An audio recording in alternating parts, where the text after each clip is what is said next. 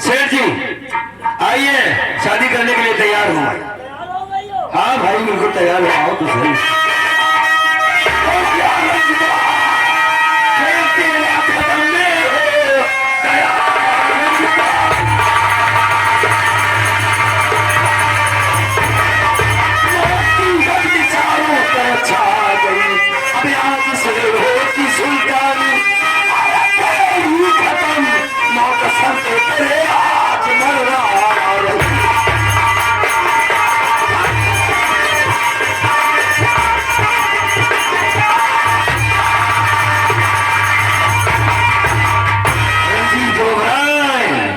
भाई तुम और इतनी ऊंची आवाज में कहीं को बात करते हो, मुझे डर लग रहा है। ये डरो नहीं रंजीत, मेरा नाम भी तुम जानते हो, बड़ा खास आदमी हो तुम्हारा मैं। लेकिन ये बताओ यहाँ पे दो औरतें थी, वो किधर गई? भाग गई। हाँ, वो औरत पहली वाली मैं थी, छोटी वाली औरत तेरी हवेली में आग लगाने गई। मेरा नाम डाकू कर्मा है, कर्मा। कौन से पहचान मुझे रंजीत होगा? मैं वही कर्मा हूँ गरीब, जिसकी पत्नी को तूने इज्जत लूट लिया, चाकू मार दिया गद्दार। आज एक एक जख्मों का हिसाब देना पड़ेगा तुझे। कर्मा बेटा, तू इस केस में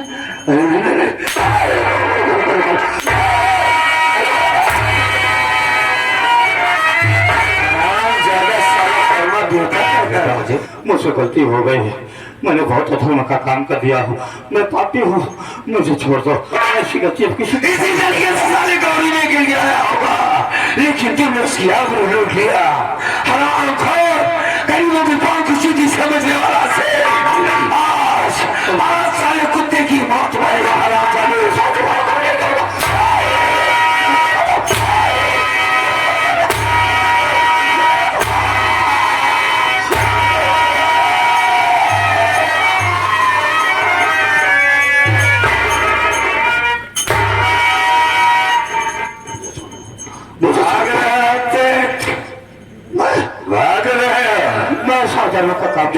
कर्मा से नहीं मिलेगा,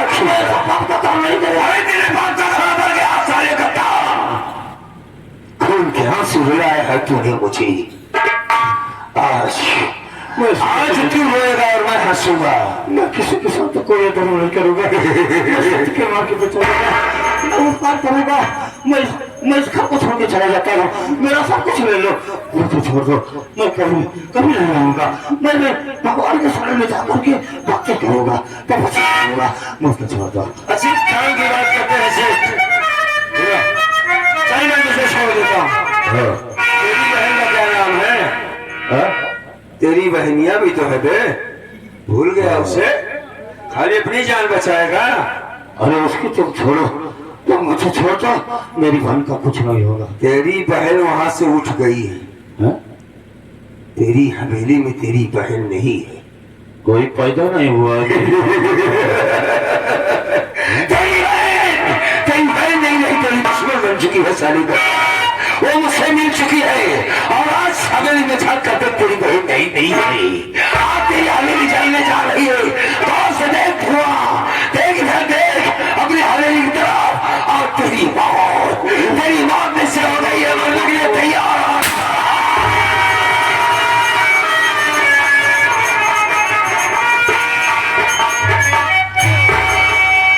मर गया साला कुत्ता, मेरा काम खत्म हो गया, अब मैं यहाँ से चलता हूँ, चलना समझता हूँ, उसके बाद अपने आप को कानून के हवाले करूंगा। इससे पहले बहन की तलाश करना बहुत जरूरी है, चलता हूँ।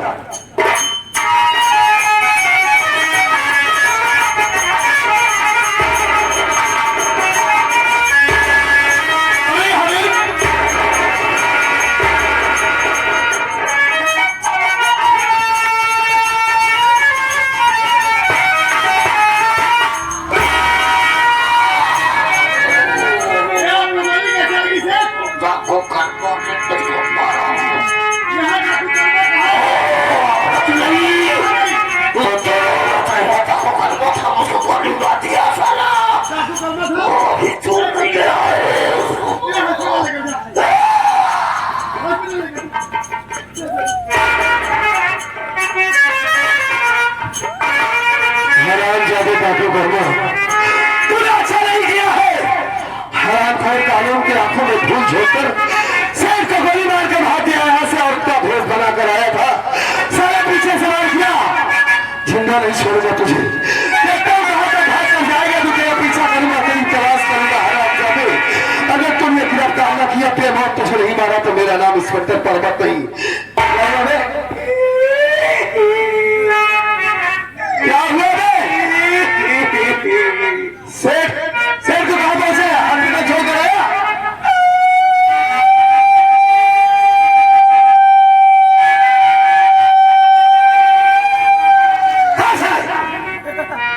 साले ट्रेन हो गया है, फटकी बंद है साले, हारन बजा रहा है। बोल बे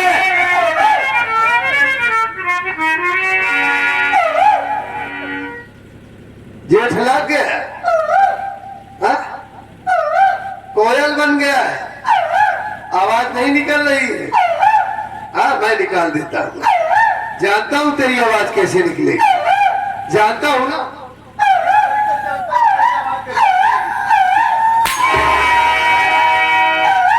अभी भी नहीं निकल रही, हरामजादे कैसे, अभी भी नहीं थी।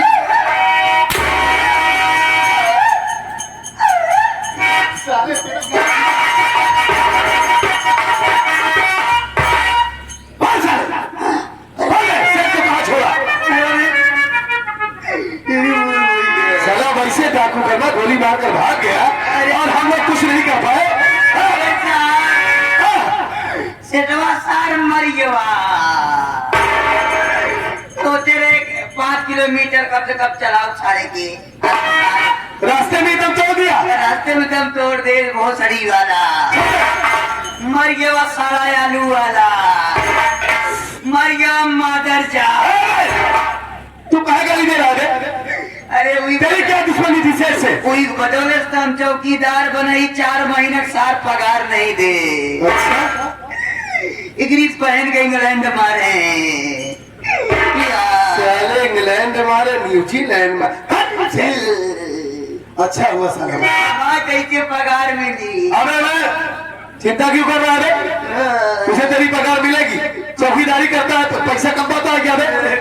सुन, अच्छा हुआ शेर मर गया साला, लेकिन मैं उसे सजा देता, इसके पहले डाकू कर्मा उससे जान से मार दिया। चल यहाँ से डाकू कर्मा बहुत दूर नहीं गया होगा, उसका पीछा करते हैं, अगर वो भाग गया तो ये बहुत बड़ी बदनामी की बात है बे।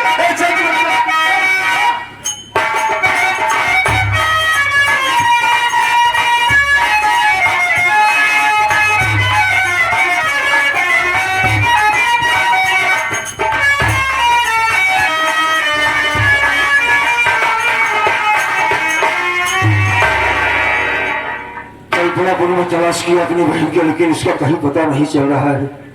कौन सी कॉलोनी में, इसका मतलब उसकी सास ने मुझसे झूठ बोला है। खैर कोई बात नहीं है, अगर हमारी बहन इस दुनिया में जिंदा है तो हम उसकी तलाश जरूर करेंगे। खुननी। हाँ सरदार जी। कहाँ गया था? आप बस ऐसा आ रहा था रास्ते में। आज सरकार बहन की तरफ। बिल्कुल। और हमारे साथ डाकू करना, आगे बढ़ने की कोशिश मत करना, नहीं तो बेमौत मारा जाएगा। और खुननी सहित पूरे गिरोह को कानून के हवाले कर दे, नहीं तो बेमौत मारा जाएगा। हाँ, अगर तुझे अपनी जान प्यारी है, अपने बाल बच्चों की जान प्यारी है, तो अपनी होश को लेकर वापस आ जाओ, ना बहुत खून खराबा होगा। देखो करना, हाँ। सर पे कफन बांध के आया हूँ, जब तक तुझे गिरफ्तार नहीं करूंगा तब तक पीछे मुड़कर नहीं देखूंगा, मेरी बात मान। अच्छा, अगर ऐसी बात है तो तेरी माँ ने दूध पिलाया है तो जवान है तो हम सारे उसी कफन में तुझे लपेट कर भेज देंगे। मैं कहता हूँ रुक जा, नहीं तो मौत मारा जाएगा।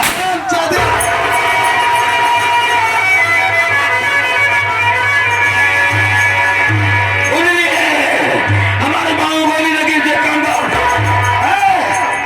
ये वाला मेरा दोस्त हमें पाँव में लगी है सारे।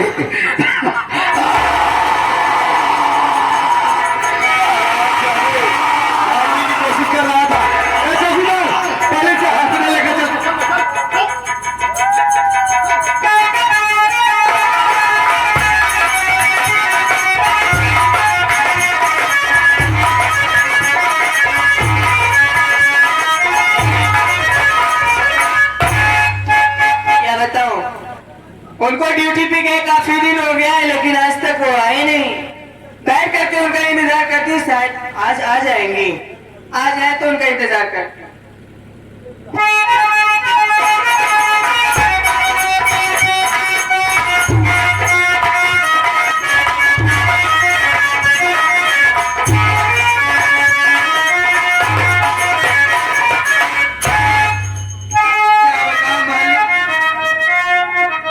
मैं तो अपने कोल से ही परेशान हूँ और खोजते खोजते कल्पनापुर तक आ गई हूँ। लोगों ने बताया है यही मेरा बेटा पर्वत रहता है। आवाज लगाती हूँ, जरूर कोई इस घर में होगा। अरे कोई है इस घर में? अरे कोई है इस घर में? अरे सासू माँ, आप यहाँ और इस हालात में? बहू, मुझे माफ कर दे बहू, मुझे मेरे करने का फल मिल गया है बहू। मैं तेरे साथ बहुत अन्याय की हूँ, मेरी गलती माफ कर दे। मैं तेरे पाप ये क्या कर रही हो माँ जी? आज की ताजी खबर, आज की ताजी खबर।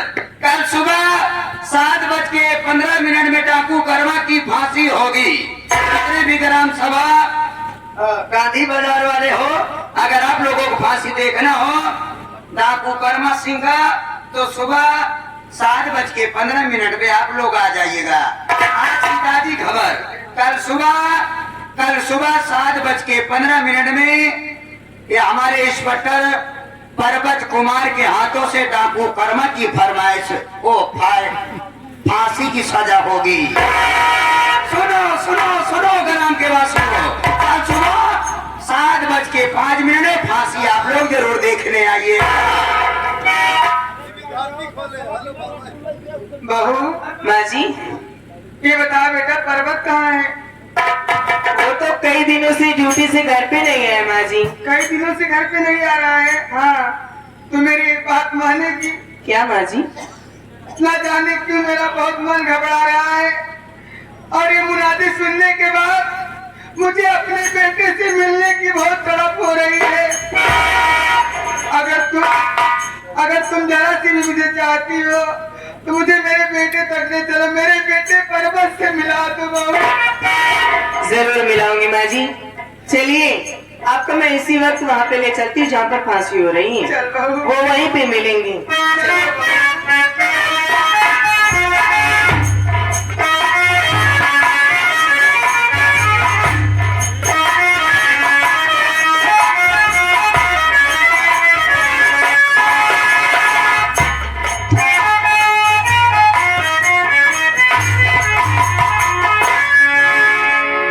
चौकीदार कहाँ है बे? क्या नाम है? जगदीश।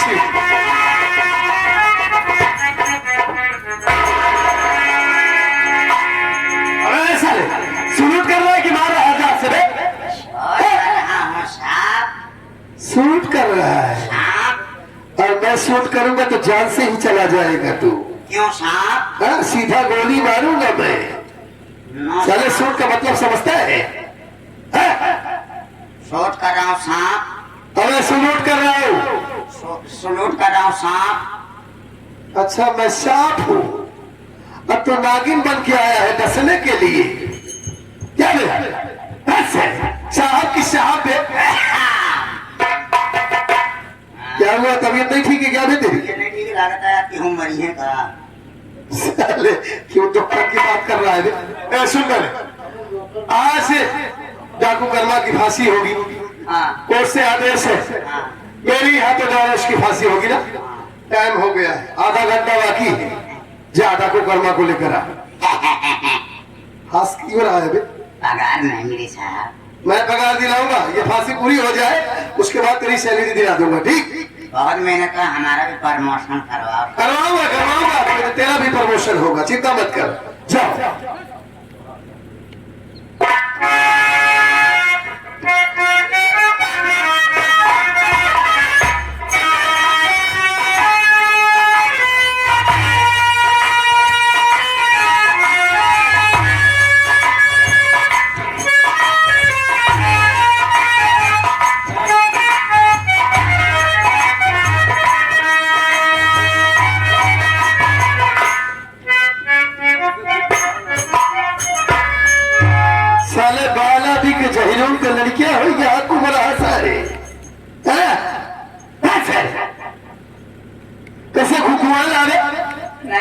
ठंडी लगता है टीका ठंडी लग रही है हाँ मुझे आ गया ना डाकू कर्मा, हाँ साहब उसके हाथों से हथकड़ी खोल दे। अबे ये बेल्ट क्यों नहीं निकाला बे कमर से?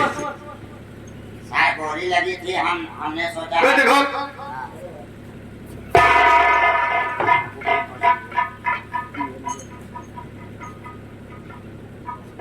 डाकू कर्मा खोला कि नहीं रे?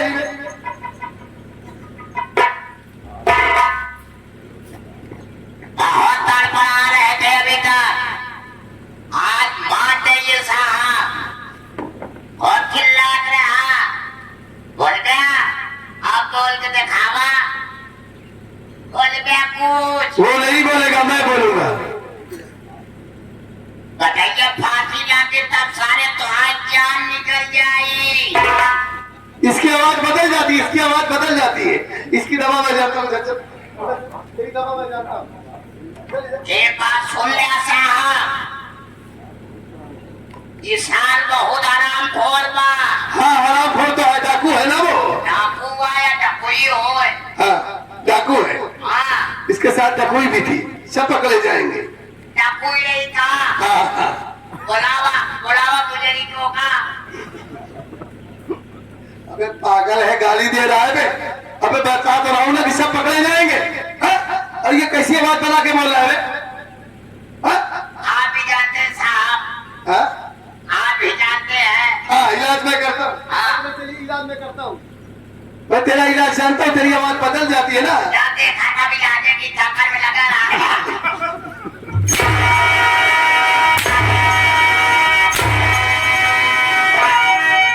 कुछ राहत मिली? राहत कुछ मिल गई? हाँ मिली, हाँ?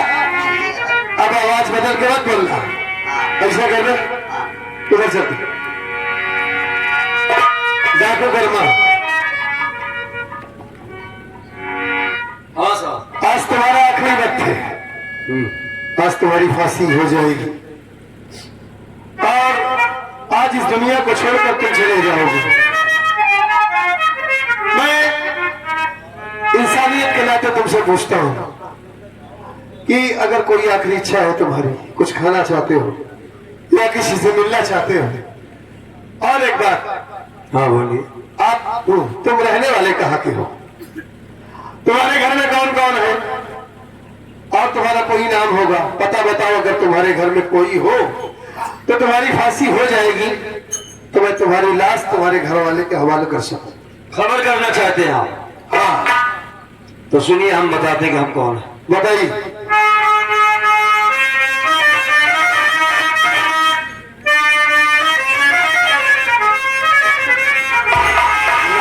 कर्मा मेरा साजनपुर है मकान,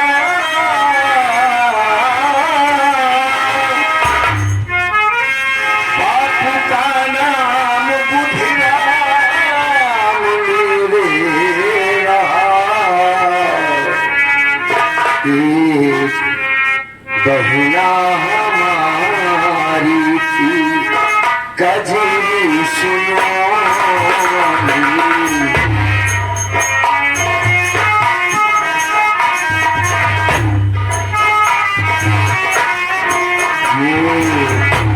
बहिया हमारी थी, कजरी सुनो।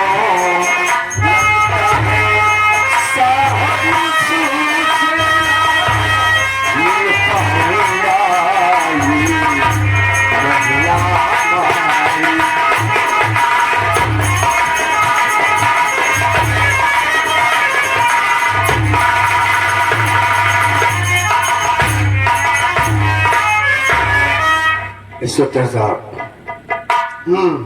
मैं कर्मा हूं, एक गांव किसान का बेटा, काजलपुर का रहने वाला हूं। बाबूजी थे जिनका नाम बुधराम था, मेरी माँ कमला जो बचपन में मर गए। बहन थी जिसकी शादी मैंने नैनागढ़ में कर दिया था पर्वत नाम के लड़के से, और आज वो हमारे बीच में नहीं, हमारी बहन बड़ी तलाश में की उसका कहीं कोई पता नहीं चला। हमारे ही गांव का सेठ रंजीत ओबराय था, जिससे मैंने 50,000 रुपए कर्ज लिया था। कर्ज के बदले में उस गद्दार ने हमारी पत्नी को चाकू मार दिया साहब। पहले इसकी इज्जत को लूटा, फिर चाकू मार दिया। एक दिन की बात बताते हैं, हमारी पत्नी थी जिसने ये कहा कि चले जाओ बहन के ससुराल और उसकी हाल खैरियत लेकर आओ, और हो सके तो पर्वत से बात करके उसे घर ले आना। गया साहब, जब उसके गांव पहुंचता हूं तो क्या देखता हूं कि उसकी सास बैठी थी। बड़े अरमान के साथ गया था, बहन के लिए 2 साड़ियां ले गया था। ये गरीब कर्मा मिठाई ही लेकर गया था, लेकिन उसकी सास ने बहन से मिलने से इनकार कर दिया। अगर दहेज लाए हो तो दरवाजे पर खड़े हो, वरना यहां से भाग जाओ। 50,000 रुपए नगद, एक मोटरसाइकिल, वॉशिंग मशीन वगैरह वगैरह। उस वक्त साहब हमारे पास एक भी पैसा नहीं था। रोता हुआ वापस घर आया। यहाँ क्या देखता हूँ कि पत्नी खून से लहूलुहान तड़प रही है। कहा हुआ किसने मारा चाकू? सेठ रंजीत ओबराय ने मेरी इज्जत लूटा, उसे मुझे चाकू मार दिया। बहन के हाल खैरियत पूछते पूछते उसने साहब हमारे हाथों में दम तोड़ दिया। मर गई हमारी गौरी। उसी दिन मैंने ये कसम खाई थी कि जब तक रंजीत ओबराय को इस दुनिया से मिटा नहीं दूंगा, तब तक मैं चैन से नहीं बैठूंगा। यही काम मैंने किया साहब। मैं जानता हूं कि मैं गलत किया, गलत हूं मैं, लेकिन मेरे हिसाब से काम ठीक किया है मैंने उसका सामना तब तक नहीं कर पाया था जब तक हाथों में बंदूक नहीं उठाया था। पैसा वाला था साहब, उसके डर से कोई आदमी ना तो गवाही दे सकता है, ना तो बोल सकता है, ना ही खड़ा हो सकता है। लेकिन क्या बात है साहब, हमारी कहानी सुनने के बाद आप मायूस हो गए। आखिर बात क्या है? तुम्हारी कहानी सच में वही भी दर्दनाक है। हाँ, बहुत अत्याचार हुआ है तुम्हारे ऊपर। हाँ साहब, मैं तो ये समझता था कि डाकू बहुत ही निर्दयी होते हैं, लेकिन आज समझ में आया कि मजबूरी हालात एक इंसान को मजबूर कर देते हैं बंदूक उठाने पर। और ये आंखों में आंसू क्यों आ गए? हाँ, जरूर जानना चाहूंगा। सुनिए हमारी बात।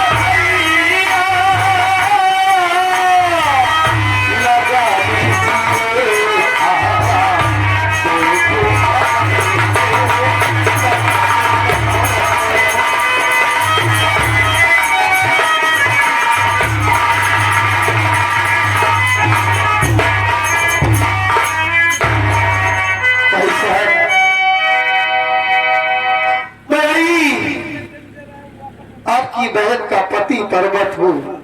समझ गया मैं। आपकी बातों को सुनकर हमारी आंखों में आंसू आ गए। हम लोगों को जरा सी भी जानकारी नहीं है कि कर्मा भैया के साथ इतना बड़ा अत्याचार हुआ है। सिर्फ तुम इतना बता कि मेरी बहन कजरी कैसी है। बहुत अच्छा हुआ तुम मिल गए। बड़ी तलाश कर रहा था अपनी बहन की और तुम्हारी। कहाँ है हमारी कजरी? कजरी तो अच्छी है भैया, जिंदा है, मेरे साथ है, मेरे घर में है। तो एक काम करो, मेरी कजरी को बुलाओ, मरने से पहले मैं अपनी बहन को एक बार देखना चाहता हूँ। पर्वत कुमार, बुलाओ मेरी बहन को, मैं उससे मिलना चाहता हूँ। भाई साहब, हाँ, मैंने आपसे वादा तो कर लिया, मतलब लेकिन मैं कजरी को नहीं बुला सकता। क्यों? कौन सी ऐसी मजबूरी है? यहाँ से कजरी बहुत दूर है, इस जेल से बहुत दूर घर है हमारा, हाँ, और इतना वक्त नहीं है हमारे पास कि मैं इंतजार कर सकूं। तो ठीक है, इसलिए अगर आप हमारी बहन से नहीं मिलवा सकते हैं, आपके पास टाइम नहीं है साहब, तो मैं आपका वक्त जाया नहीं करूंगा। इसका मौका लगा तो फांसी और बता देना हमारी बहन को हमारी हकीकत। अगर मैंने अपनी बहन को नहीं देखा तो उसके सुहाग को देखकर तसल्ली कर लेता हूँ। इतना कहा कम है कि हमारी बहन जिंदा है। लगा दीजिए साहब, फांसी लगा दीजिए। चौकीदार